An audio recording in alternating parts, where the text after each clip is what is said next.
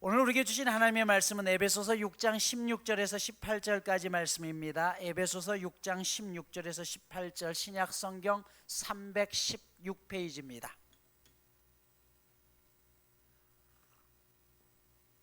모든 것 위에 믿음의 방패를 가지고 이로써 능히 악한 자의 모든 불화살을 소멸하고 구원의 투구와 성령의 검 곧 하나님의 말씀을 가지라. 모든 기도와 간구를 하되 항상 성령 안에서 기도하고 이를 위하여 깨어 구하기를 항상 힘쓰며 여러 성도를 위하여 구하라. 아멘. 하나님의 모습은 우리의 눈에 보이지 않는다고 했죠. 그래서 이 땅 가운데 하나님의 모습을 보여줄 유일한 도구로 세우신 것이 교회입니다. 교회는 건물이 아니라고 했습니다. 하나님을 믿는 우리 성도 각 사람이 교회라고 했습니다. 다시 말해서 교회인 우리를 통해서 세상 사람들은 하나님이 어떤 분이신지를 본다라고 말씀을 드렸죠. 그래서 이 교회 그리스도의 몸 세우기에 있어서 우리의 현장에서의 하나님의 능력을 나타내는 게 매우 중요하다고 했죠. 첫 번째는 부부관계에 있어서, 또 부모와 자녀의 관계에 있어서, 그리고 세상 속에서 직장에서 우리가 어떤 모습을 통해서 예수 그리스도를 증거할 수 있는지를 말씀드렸습니다. 마지막 예수 그리스도의 몸 세우기 마지막 삶의 현장은요, 영적인 싸움의 현장이라고 말씀을 드렸습니다. 자, 지난 시간에 이어서 오늘까지 말씀을 드리고 에베소서를 이제 마무리합니다. 더 정확하게 에베소서의 마지막은 이번 주 목요일 저녁에 있습니다만은 주일은 이것으로 마무리가 됩니다. 자, 그런데 이 영적 싸움에서의 이 싸움의 영적 대상이 누구인지를 아는 게 중요하다라고 했죠. 12절에 보면 분명하게 말씀드립니다. 에베소서 6장 12절에 보면 우리의 싸움은 혈과 육을 상대함이 아니다. 혈이라는 것은 피를 이야기하고 육은 육신이에요. 그러면 피와 몸을 가진 존재가 누굽니까? 우리예요. 우리의 싸움은 사람과의 싸움이 아니라는 것이에요. 그런데 오늘날 문제는 뭐예요? 교회 안에서 전부 뭐예요? 사람 때문에 힘들어하고 사람과의 싸움 때문에 교회가 깨집니다. 그 뒤에 뭐라고 했어요? 혈과 육을 상대함이 아니요 통치자들과 권세들과 이 어둠의 세상 주관자들과 하늘에 있는 악의 영들을 상대한다. 즉 무슨 말이에요? 사람이 아니라 그 사람의 뒷배후에서 조종하고 있는 실체가 있다는 것이에요. 이게 사탄의 권세라는 것이에요. 이들을 바로 알아야 된다는 것이에요. 여러분 흔히 한번 생각해 보세요. 주위에 혹시 이단에 빠지신 분들을 보셨나요? 그런데 이단에 빠지신 분들을 보면 좀 이상하지 않아요? 그렇게 똑똑한 양반이 아니 누구보다 잘났다고 사는 사람들이 우리가 보더라도 분명히 저거 문제가 있는데 왜 저 사람들이 저렇게 이단에 빠져서 빠져나오지 못할까? 생각 안 해보셨어요? 왜 그래요? 그 뒤에 그들을 조종하고 있는 영적인 세력이 있는 것이에요. 이게 미혹의 세력입니다. 이게 영적인 사탄의 세력이라는 것이에요. 그래서 그들과 싸워 이겨야지만 우리가 살아가는 이 교회 공동체 안에서도 사람을 미워하는 것이 아니라 하나님의 은혜 안에서 교회를 운영할 수가 있는 것입니다. 자, 그러기 위해서 이 영적인 싸움을 제대로 알고 이 사탄과 싸우기 위한 6가지 무기가 필요하다고 했죠. 지난 시간에 3가지를 말씀드렸습니다. 첫 번째 뭐예요? 진리의 허리띠를 띠라는 것이에요. 진리는 뭡니까? 예수님만이 구세주라는 것이에요. 이거 외엔 없습니다. 우리의 중심이 예수님과 잘 묶여 있어야만 되는 것이에요. 이게 흔들리면 안 되는 것이에요. 가장 중요한 거죠. 두 번째 뭐라고 했어요? 가슴을 보호할 수 있는 의의 호심경을 갖추라고 했죠. 이 가슴을 보호한다는 것은 뭐예요? 나의 감정을 보호할 수 있어야 된다는 것이에요. 여러분 신앙생활하면서 감정을 건드렸기 때문에 쏟아버리는 경우가 참 많아요. 평생 신앙생활했는데 내 감정을 누군가가 건드렸어요. 그것 때문에 마음의 상처를 받고 교회를 떠나가는 경우들이 참 많다는 것이에요. 이거를 보호할 수 있도록 의의 호심경이 필요하다고 했죠. 세 번째 뭐라고 했어요? 평안의 복음의 신을 신으라는 것이에요. 신을 신는다는 것은 뭐예요? 복음의 신이라고 했어요. 우리가 신앙의 길을 걸어가는 것은 단거리가 아니랍니다. 평생을 가야 돼요. 가야 되는 길인데 그 길을 신앙생활 하는데 평안하지 못해요. 늘 불평 속에 가요. 문제가 있는 거죠. 교회만 다녀오면 감사해야 되는데 교회만 다녀오면 상처받고 교회만 다녀오면 집에 와서 짜증을 내요. 그러면 누가 그 길을 걷겠어요? 평안의 복음의 신을 신는데 굉장히 중요한 게 있죠. 평안이라는 거, 에이렌이라는 것은 뭐예요?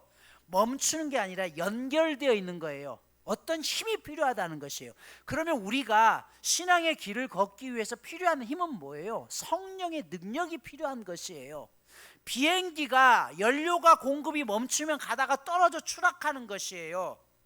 흔히 우리가 시험에 들면 뭐예요? 멈춥니다. 예배도 멈추고 사역도 멈추고 다 멈춰요. 좀 쉬었다가 할게요. 근데 여러분, 신앙에는요, 멈추는 순간 죽는 거예요. 절대 회복 안 됩니다. 힘들더라도 하나님과 연결고리가 계속해서 이어져야지만 기름이 없는데 어떻게 불을 타오를 수 있겠어요? 평안의 복음을 신기 위해서는 중요한 게 반드시 하나님과 연결되어 있어요. 이것을 우리가 신어야지만, 연결되어야지만 평안을 얻을 수가 있고, 또 하나의 평화의 의미가 뭐라고 있어요? 선물의 삶을 산다는 것이라고 있죠. 사람은요, 보람을 먹고 사는 거예요. 내게 뭔가 해야 될 보람이 있어야 하는 것이에요. 직장도 보람이 없으니까 하기 싫은 거예요. 교회 생활도 보람이 없으니까 하기 싫은 것이에요. 그런데 보람이 있는 첫 번째는요, 누군가가, 나로 인해서 누군가가 살아날 수 있고 선물이 된다는 것은 굉장히 중요한 것이에요. 누군가가 나를 보면 당신 때문에 내가 살맛이 납니다라고 말한다고 한다면 이것만큼 기쁜 게 없다는 것이에요. 평안의 복음은 바로 이것입니다. 자, 오늘 네 번째, 믿음의 방패가 필요하다는 것이에요. 이 성경이 기록될 당시에 로마 군인들이 사용하는 방패는 크게 두 가지였습니다. 실제 전투에서 사용하는 방패가 있었고요, 행사나 전시하기 위한 방패가 있었습니다. 이 실전용 방패는 네모난 모습으로 문짝처럼 생겼다라고 해서 뒤라라고 이야기했어요. 높이는 약 1.2m, 폭은 70cm 정도 됩니다. 제가 보이나요? 안 보이죠? 쉽게 말하면 이 정도 사이즈라고 생각하시면 돼요. 자, 왜 이렇게 크게 만들었을까요? 화살로부터 보호받기 위해서예요. 그런데 이 방패의 앞면은 두 겹의 나무를 함께 붙였고, 처음에는 천으로, 그리고 그 위에는 가죽을 입힙니다. 그리고 테두리를, 금속 테두리를 입혀서 이 가죽이 밀려나지 않도록 했어요. 두 겹을 겹쳤기 때문에 쪼개지지도 않아요. 그런데 로마 군인들이 전쟁에 나가기 전에 반드시 하는 일이 있었습니다. 10시간 이상 방패를 물속에 담궈 놓는 것이에요. 그 이유가 있습니다. 적들이 화살을 쏠 때, 불화살을 쏘면 이 방패에 꽂혀서 적셔진 물로 인해서 불이 소멸되게 하기 위한 장치였다는 것이에요. 오늘 16절에 보면 뭐라고 이야기했냐면, 악한 자의 모든 불화살을 소멸하라라고 했어요. 막는 것으로 끝나는 것이 아니라 그것을 소멸시켜야 되는 것이에요. 여러분, 전쟁에서 불화살을 소멸시키기 위해서 물에 방패를 담근다고 했죠. 영적인 전쟁터에서 우리가 막아내는 것으로 끝나는 것이 아니라 이런 사탄이 악한 화살을 쏠 때 그것을 소멸시킬 수 있는 기도와 말씀이 필요하다는 것이에요. 여러분, 다니엘서 6장 10절에 보면 이렇게 말씀합니다. 다니엘이 이 조서에 왕의 도장이 찍힌 것을 알고도 자기 집에 돌아가서는 윗방에 올라가 예루살렘으로 향한 창문을 열고 전에 하던 대로 하루 3번씩 무릎을 꿇고 기도하며 그의 하나님께 감사하였더라. 왕인 외에 다른 것을 경배하면 죽인다는 공문이 내려왔어요. 하지만 다니엘은 전에 하던 대로, 늘 하던 대로 하나님을 향해서 기도했다는 것이에요. 이게 뭐예요? 그에게 기도가 축적되어 있었다는 것이에요. 생활화되었다는 것이죠. 그래서 오늘 보면 모든 것 위에 믿음의 방패라고 했어요. 모든 것에 앞서서 믿음의 방패가 필요하다는 것입니다. 신앙생활의 맨 앞에 방패가 필요하다는 것이에요. 왜요? 악한 사탄 마귀는 때로 우리 가운데 수도 없는 불화살을 쏩니다. 질병, 가난, 분노, 원망, 좌절. 그때 어떻게 해요? 그 방패 뒤에 숨으로 끝나는 것이 아니라 그것이 오더라도 사그라들도록 우리의 기도가 영성이 깊어져야 된다는 뜻이에요. 무엇보다 이 방편의 특징은요, 서로 연결할 수 있게 돼 있습니다. 고리가 있어서 무자비하게 쏟아지는, 하늘로서 쏟아지는 그 방패가 있을 때 혼자서는 안 되니까요. 어떻게 해요? 다른 사람들이 전부 연합전선을 해서 완전히 막아버리는 것이에요. 여러분, 수백 수천 명의 군사가 동시에 화살을 쏠 때 혼자서는 막아낼 수 없습니다. 그때 연합해야 돼요. 교회 공동체가 필요한 이유입니다. 우리가 서로 함께 손을 잡고 함께 연합할 때 더 많은 적들로부터 이겨낼 수 있다라는 사실이에요. 우리가 교회 안에서 함께 협력해야 되는 이유입니다. 다섯 번째, 구원의 투구를 쓰라고 했어요. 쉽게 말하면 헬멧이에요. 오토바이 쓰시는 분 왜 헬멧 쓰나요? 이유는 한 가지입니다. 가장 중요한 머리를 보호하라는 것이에요. 사도 바울이 우리에게 구원의 투구를 쓰라고 했습니다. 왜냐하면 다른 것 다 했는데 머릿속에 있는 사고의 틀을 바꾸면 무너지는 것이에요. 앞부분에 나오는 의의 호심경은 우리의 감정을 보호하기 위한 것이라고 한다면, 투구는요, 우리의 생각을 보호하라는 것이에요. 이 투구는 뭐냐? 이미 실현된 구원을 잊지 말라는 것이에요. 여러분, 구원은 예수를 믿는 순간 우리에게 임했습니다. 그런데 사탄은 끊임없이 이것을 흔들어대요. 네가 그렇게 신앙생활하고도, 야, 너 정도 신앙생활하고도 구원받는다면 다 받겠다. 여러분, 그래서 어제 밤에는 내가 구원받은 것 같은데 오늘은 아닌 것 같아. 이거 아니라는 것이에요. 에베소서 5장 8절에 보면 이렇게 말씀하죠. 너희가 전에는 어둠이었더니 이제는 주 안에서 빛이라, 빛의 자녀처럼 행하라라고 이야기해요. 이게 매우 중요합니다. 우리의 생각을, 기억을 간직하라는 것은요, 이 승리의 기억, 하나님부터 받았던 은혜의 기억을 잊어버리는 순간 모든 게 다 무너질 수 있기 때문에 그래요. 흔히들 소년이었던 다윗이 골리앗과 싸울 때 우리는 너무 쉽게 하나님만 믿고 그가 나갔다라고 생각해요. 근데 여러분, 여기에는 더 깊은 의미가 있습니다. 다윗이 어마어마한 장수였던 골리앗을 상대로 물맷돌을 가지고 싸워 나가겠다? 물론 하나님의 이름으로 나가죠. 그런데 그가 담대히 싸우러 나갈 수 있었던 것은 그의 기억 속에 자리 잡았던 승리의 기억이 이미 남아 있었기 때문이에요. 이게 뭡니까?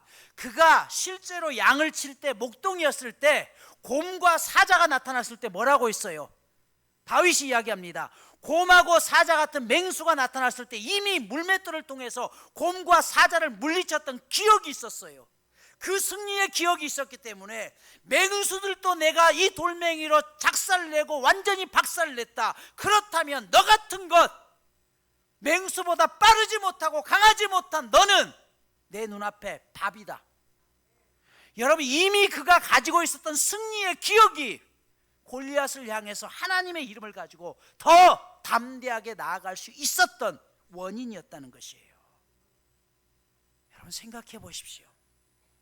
내가 누군가에게 올림픽이 계속되고 있는데요, 올림픽 안에서도 마찬가지죠. 저 사람과 싸워서 10번을 싸웠는데 10번 다 졌어요. 그러면 이 사람은요, 싸우기도 전에 이미요 기가 죽어요. 아닙니까? 그런데 저 사람이 세계 1위라고 하는데 내가 싸울 때마다 이겼어요. 그럼 이 사람은 어때요? 절대 그 사람에 대해 기죽지 않습니다. 내가 저놈 지난번에도 이겼어. 이게 승리의 기억이에요. 시편 69편은 다윗의 말년에 일어난 사건인데, 그의 또 다른 아들이었던 아도니아가 솔로몬에게 왕권을 물려준다고 하니까 내가 왜 솔로몬보다 형인 내가 받아야지 하면서 다시 다윗을 반역하는 사건이 나타난 것입니다. 여러분, 아도니아는 다윗의 아들이죠. 압살롬의 동생이며 솔로몬의 형이 됩니다. 이미 다윗은 압살롬으로부터 왕권을 빼앗기고 그가 도망갔던 기억이 있어요. 그런데 또 한 번에 이런 왕위 찬탈 사건이 일어난 것이에요. 그때의 심정이 너무 아파서 시편 69편 1절 2절에 보면 이런 고백을 해요. 내가 깊은 수렁에 빠졌다. 큰 물이 나를 둘러쌌다라고 이야기해요. 너무 힘든 상황이라는 것이에요.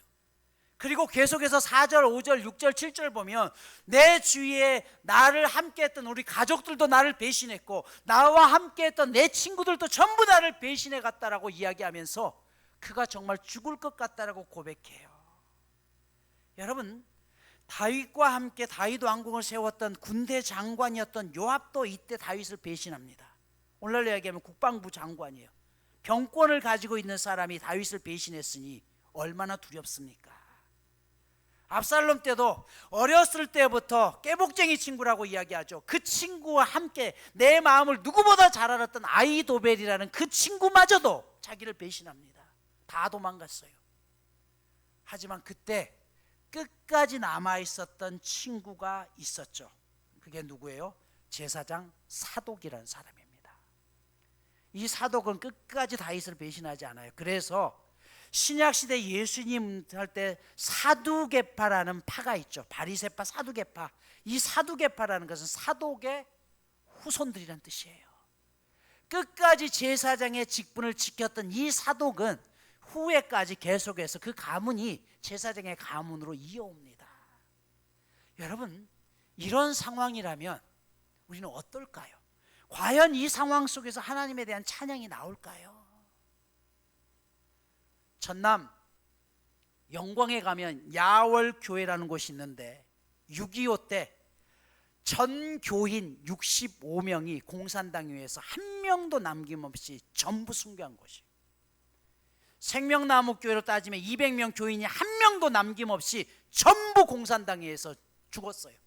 단일 교회가 아예 교회 자체가 한 명도 씨도 없이 유일하게 사라졌던 곳이 야월교회입니다. 또 영광에 있는 염산교회라는 것도 있는데 여기 역시 77명이 전원 순교합니다. 염산교회에서 바로 내려가면 염산교회 언덕에 있어요. 그 밑에가 바다예요. 이 바다 속에 공산당이 어떻게 해요? 큰 돌을 메어서 다 밀물 때 그곳에 밀어서 다 죽입니다. 여러분, 이때 15살 먹은 처녀 옥자라는 이 언니가 있었어요. 밑으로 동생 셋이 있었습니다. 12살, 9살, 3살. 엄마는 이미 죽었고요. 15살밖에 안 된 옥자가 3살 동생을 업고 가면서 지금 죽으러 가는 것이에요. 언니 등에 업혔던 이 3살짜리 동생이 우니까 15살 먹은 옥자가 그렇게 해요. 울지 마라 동생아, 우리는 지금 천국 가는 길이란다. 그 3살 배기 아기까지 전부 물속에 빠져 죽습니다. 여러분, 만약 우리가 이런 경험이 있다면 이 염산교회는 1대, 2대, 3대 목회자가 다 순교해요. 이런 일을 겪었을 때 우리의 마음이 어떨까요? 주위 사람들의 반응은 또 어떨까요? 한동안 그래서요, 이 마을에는 교인이 한 명도 없었다고 하죠. 마을 사람들은 교회를 볼 때마다 예수 믿다가 온 가족이 전부 몰살했다, 망했다라고 이야기하면서 전도라는 말 자체도 꺼내지 못하겠다고 합니다. 우리도 세상을 살면서 때로 이런 경험을 할 때가 있어요. 아무도 날 도와주지 않는 것 같고 하나님 앞에 그렇게 기도하는데도 하나님의 기도, 내 기도는 1도 들어지지 않는 것 같은 원망함이 들 때가 있다는 것이에요. 자, 다윗도 그런 상황이었죠. 그런데 다윗이 시편 69편 후반절로 가면서 다 자기를 버리고 아들도 버렸을 때 그가 이렇게 고백해요. 30절에 보면 내가 노래로 하나님의 이름을 찬송하며 감사함으로 하나님을 위대하시다. 31절 이것이 솥불과 굽이 있는 황소를 드림보다 더 귀한 예물입니다라고 고백해요. 한마디로 이야기하면 감사합니다라고 이야기해요. 다윗이 이렇게 그 고난 속에서 자기를 죽이겠다고 했던 수많은 사람들이 찾아오고 많은 사람들이 배신했음에도 불구하고 하나님 앞에 감사할 수 있었던 이유는 딱 한 가지였습니다. 그가 지금까지 살아오는 동안 지난 어린 시절, 소년 시절 사울 때문에 10년이 넘는 광야 생활 가운데도 하나님이 다윗을 지켜주셨던 기억이 있었습니다. 그의 아들 압살롬이 자신을 배신하고 모든 것이 끝났다라고 해서 맨발로 머리를 품쳐 도망갔던 그런 상황 속에서도 하나님께서 다시 다윗을 살려주시고 왕권을 회복시켜줬던 기억이 있었습니다. 지금까지 살아오면서 죽을 것 같은 그런 상황 속에서도 하나님은 단 한 번도 날 버리지 아니하였고 지금까지 나를 인도하셨다는 그 기억이, 지금 이 상황이 죽을 것 같지만 이 상황 속에서도 신실하신 하나님이 나를 다시 살리실 것이라는 그 고백 때문에 그는 감사의 고백을 드릴 수 있었던 것이에요. 우리의 승리의 기억이 중요한 이유가 바로 여기에 있습니다. 염산교회도 마찬가지입니다. 3대 목회자까지 다 77명이 순교했습니다. 4대 목회자로 부임했던 전도사가 마을 사람들을 찾아다니면서 그런 고백을 합니다. 그때 공산당을 도와서 교인들을 색출해서 다 고발했던 그들을 향해서 이 전도사가 그런 고백을 하죠. 내가 원수를 갚겠습니다. 그런데 이 원수가 뭐냐면, 여러분, 내가 여러분에게 원수를 갚는 것은 여러분들이 우리 가족을 죽였지만 예수 믿고 정말 회개하여서 천국에 가게 하는 것, 그것이 원수 갚는 방법입니다 라고 이야기하면서 마을 사람들을 찾아다니면서 그 마을 사람들을 전부 교회로 인도해 천국 가게 만듭니다. 여러분, 이렇게 할 수 있었던 것은 상처와 아픈 기억이 아니라 하나님이 주시는 감사의 기억을 소유했기 때문입니다. 여러분, 여러분들의 머릿속의 기억은 어떤 기억이 남아 있습니까? 신앙생활하면서 하나님이 나와 함께 하셨던 감사의 기억, 내 인생 가운데 누군가에게 내가 선물이 되었던 그런 기억보다는 지금까지 신앙생활하면서 받았던 상처만 기억하고 아픔만 기억하고 있다고 한다면 결코 우리가 영적으로 승리할 수 없다라는 사실이에요. 구원의 투구가 필요한 이유입니다. 마지막 무기는 성령의 검, 하나님의 말씀입니다. 지금까지의 모든 무기는 방어용이었다고 한다면 이 하나님의 말씀, 성령의 검은 유일한 공격용 무기입니다.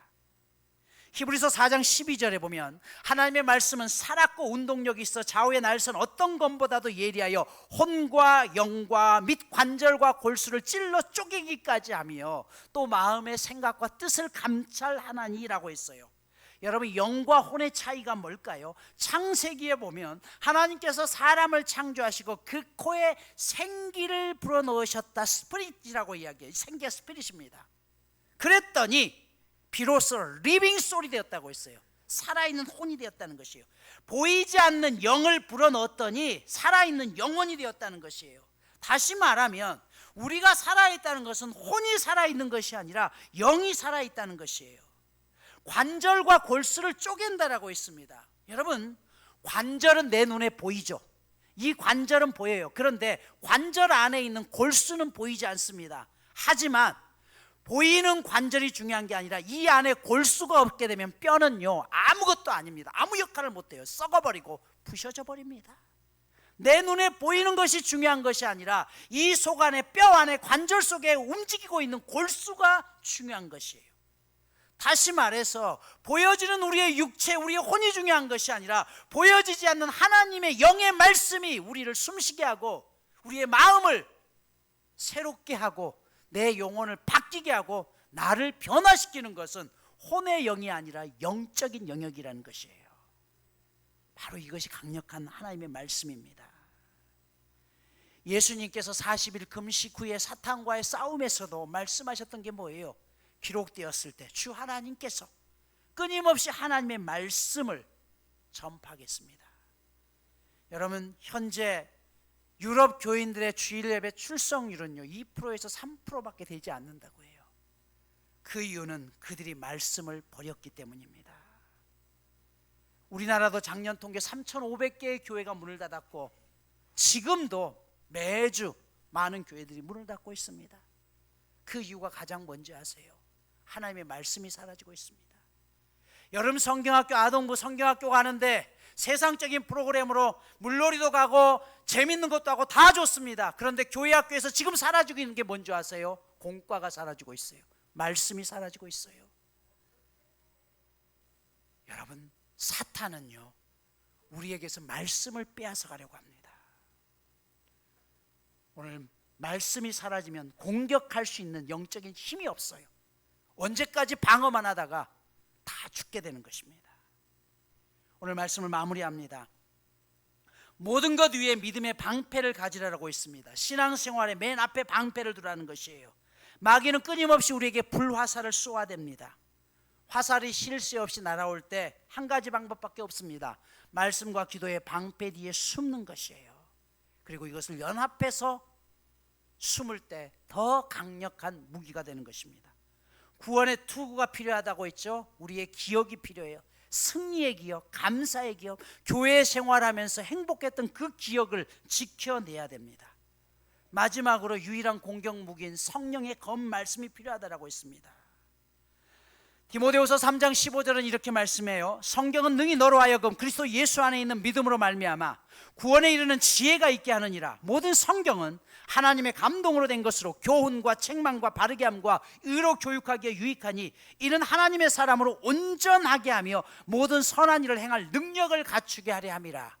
말씀이 전해질 때 온전하게 하고 선한 일을 행할 능력을 갖추는 게 말씀이라고 있습니다. 그런데 여러분, 여기 말씀하시는 이 성경은 네마라는 말씀이에요.